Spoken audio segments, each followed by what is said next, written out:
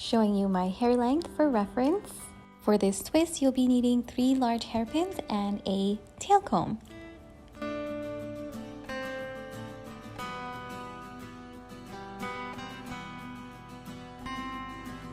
First, we comb our hair to the back so that it's nice and sleek. Then we grab and collect our hair with our right hand so that we can start the twist.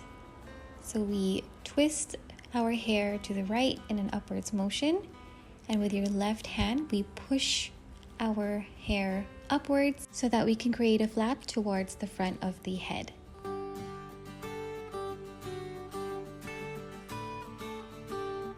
Here I am just using my comb to smooth out any textures and bumps. And as you can see here, I have pushed my hair up to create a flap.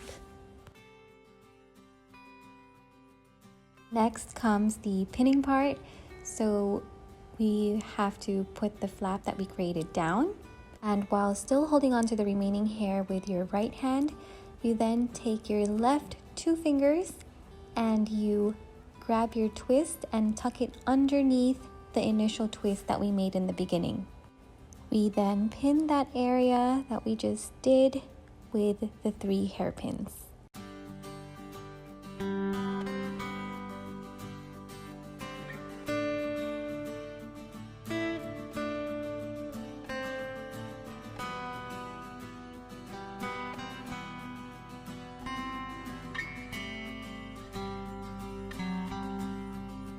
After pinning, you then grab your flap and you just put it over the area that you pin and you start combing your hair smoothly to the right.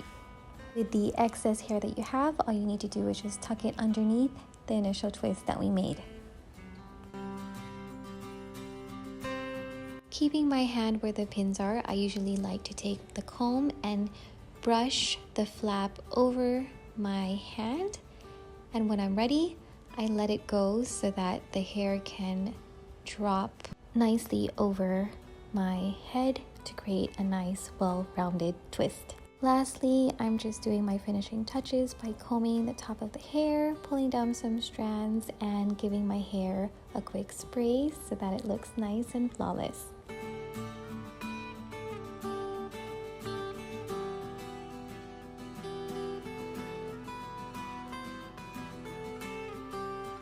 And that is how I do my French twist.